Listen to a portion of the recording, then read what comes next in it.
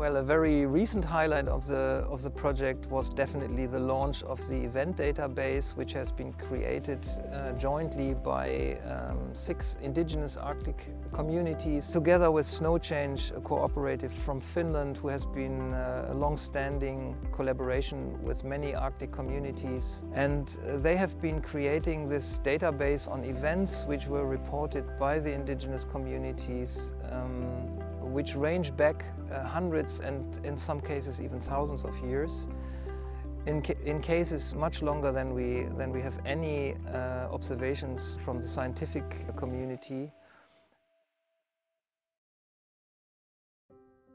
When you look at the theory of science, there is no boundary of how do we know.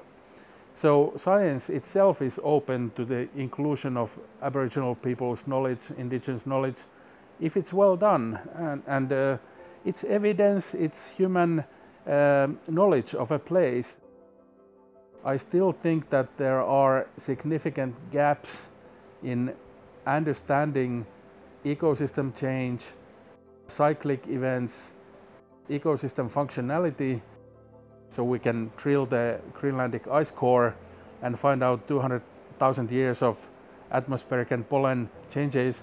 But what we can't do without the engagement of the traditional owners and the indigenous peoples is the scalable and ecosystem observations that are there. And now that we have these crises in the area, why shouldn't we try to work with the people that may be able to provide a view and a voice and mechanism to do this much better? So back in 1998, I was asked by the then Gwich'in Social and Cultural Institute if I would be interested working with them in writing biographies of prominent elders.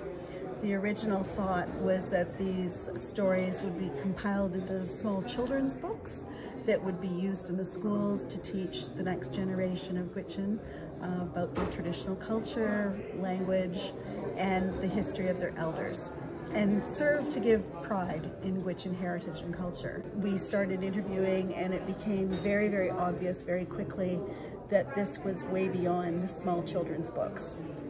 And the stories were like travel logs. They went over the land, they talked about family genealogy, the stories talked about marriages, children being born, people passing away, where people lived on the land and how they lived on the land, and then the transition to town life when more centralized education systems came in.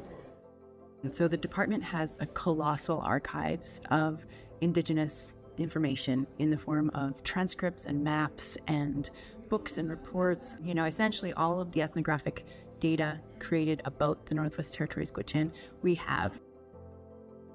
Indigenous knowledge should be used by Indigenous nations in their own decision-making and policy-making and just sort of daily, you know, function as a government. I think that's really, that should have primacy.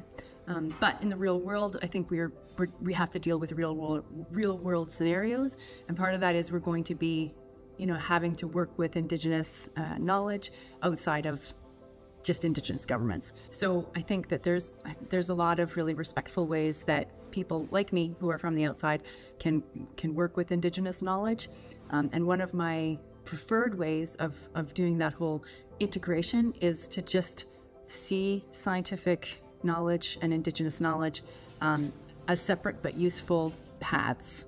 Despite the goodwill and shall we say, processes that are in place, like the Sami ethics on how do you conduct research on the Sami areas, there are also sharks out there. And by sharks I mean things like mining companies or large fishing fleets or researchers that will not respect these strict guidelines. There are elements to Indigenous knowledge that are dangerous for non-Indigenous peoples to tackle. And therefore, the best guardianship or custodianship, in my mind, is those peoples that know about that knowledge. And it's for them. Why should we know? Something that the Gwich'in elders who helped to set up the research institute that I work for told us was that we don't want our words to sit on a page. We don't want our knowledge to be put into a filing cabinet. If we give you this information, we want it to be shared. We want it to be used. You know, we want it in policy. We want it in books. And so part of our role is to really listen to that direction and really take it to heart and to say, okay, we've been given this gift of knowledge, and it's up to us to make sure that we are using it appropriately and, you know, like following all of the ethical standards that we've been given, but to really make sure that that information gets out there.